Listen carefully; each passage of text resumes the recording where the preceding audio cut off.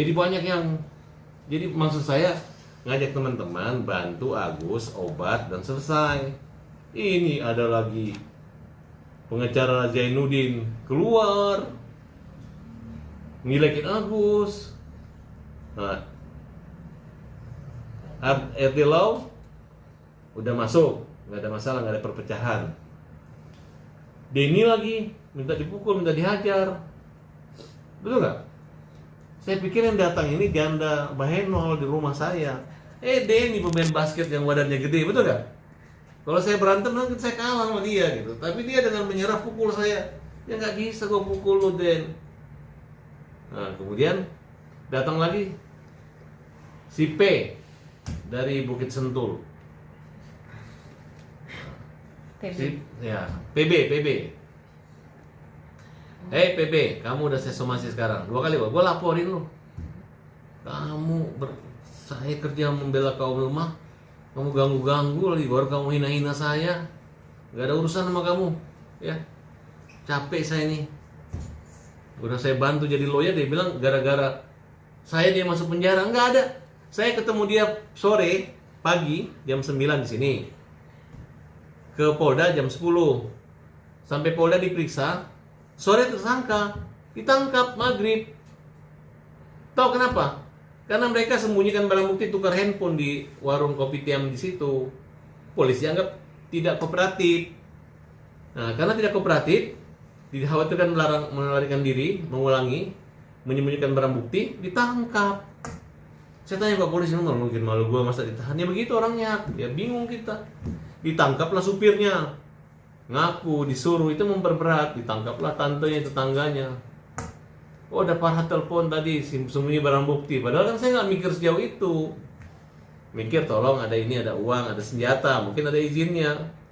Saya sempat dipanggil, makanya saya nggak pernah muncul lagi di sidang itu karena mereka terlalu kriminal saat itu gitu. Dan hampir kita kena jadi tersangka gara-gara dituduh menyembunyikan barang bukti daripada orang itu. Padahal niat kita fokus di situ. Ini saya bongkar deh. Makanya hati-hati ya. Dia nggak pernah bayar.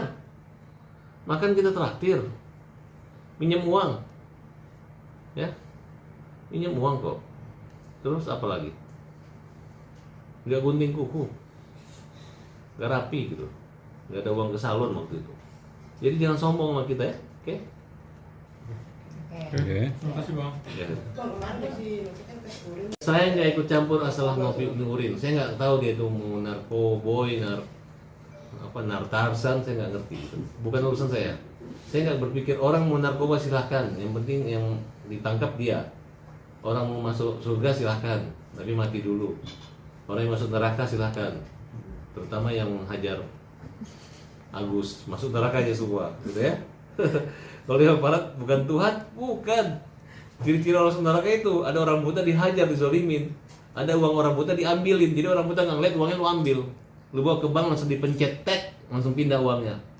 Itu. Ya kan? Kalau orang normal, anak normal aja jangan, apalagi orang buta. Kalau uangnya kurang isi, berasnya kurang isi, airnya kurang isi, sedekah uang, beras. Sedekah. Jangan pernah berhenti. Karena dia orang nggak bisa apa-apa. Kalau orang misalnya tuli, bisu masih bisa melihat, masih bisa nulis. Orang buta ini gimana dia? Untung dia udah tahu bentuknya ayam gitu. Jadi kalau dia bermimpi masih bisa ketemu ayam gitu. Tapi kalau dia sama sekali nggak pernah lihat ayam kan bingung gitu. Betul nggak sih? Jangan-jangan nanti Ari cantiknya kayak ayam. Oke. Apa? Janudin pasti kita laporin. Janudin, kau jangan macam-macam, jangan ngarang-ngarang. Kamu jebak orang. Kamu bilang Farhat itu pidana mahal biayanya, saya maunya begini. Giliran tuh ngomong, iya mas, siapa yang bawa Farhat itu? Agus lupa kan? Direkam, ditunjukin, ngapain? Itu hanya mempersulit, membuat Agus hari ini mau bunuh diri yang ke-17 kali.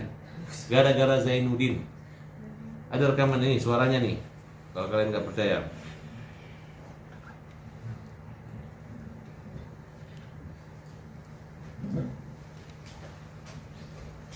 Menyampaikannya gimana ke abang, Bang? Alasannya Agus.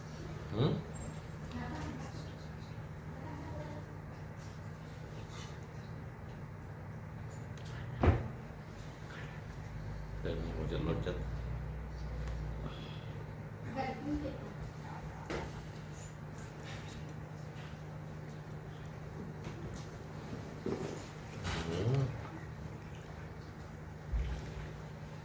Nih. Iya Bapak, maafin aku Bapak. Agus tenang, Agus sabar, tegar terus Agus ya. Bukan Agus yang jahat, Zainuddin yang jahat. Zainuddin yang jahat, dia mempermalukan Agus. Hidup aku sudah hancur Bapak, dihancurin lagi sama Tega orang dia. kayak gitu. Iya dia jahat. Dia Orang jahat buta sama dalam Agus. penyembuhan Tenang matanya, aja, dibikin Agus menangis. tenang aja ya.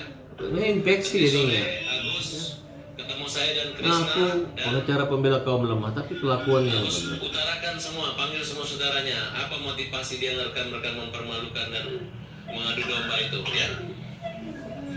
Pengacara kayak gitu yang menghajar klien itu nggak laku lagi ya, Gus. Tenang aja. Aduh Bapak, nanti makin runyam lagi hidup kita Pak. Runyam hidupnya dia gara-gara ini. Ya Bapak, aku udah aku pengen bunuh diri aja ini Bapak. Jangan. Nanti kita bisa laporkan dia ke Dewan Etik Pengacara dan bisa kita pecat dia jadi pengacara. Tenang aja. Hidup aku kemudian hancur. Sedih. Udah, coba yang ada situ tolong tenangkan Agus. Tenang aja, Agus berdoa aja untuk dia apa kira-kira yang pantas dia dapati itu aja supaya dia merasakan derita Agus jadi anak muda. Dari tadi saya udah Kemudian satu lagi,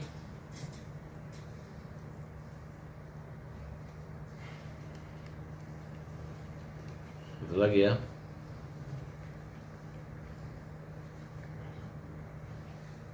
Lu baca itu ya, oke informasi lu valid ya, dia 5 jam yang lalu baru posting lagi tentang Farhad dan Agus ya. Segmen tegas gua lu baca itu ya.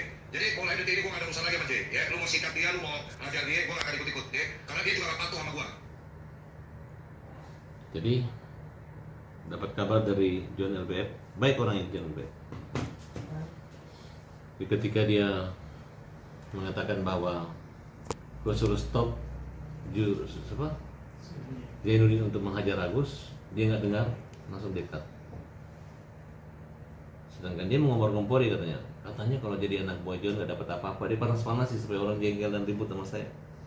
Nah inilah namanya politik DPD et impera. Banyak kenapa negara-negara kita dulu pecah dan tidak bersatu karena banyak penjilat-penjilat bermuka dua, orang yang sifatnya adu domba.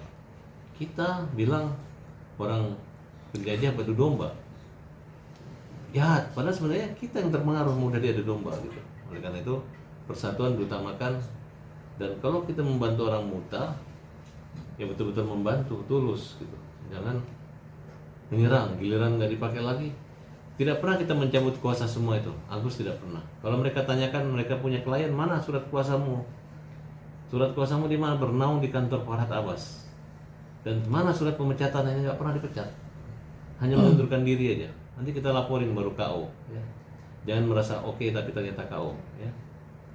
Walaupun Farhad kalian bilang no tapi kita balik jadi on. Jangan bicara risiko tapi risiki. Sip. Sip. Oke, Bang. Makasih, Bang.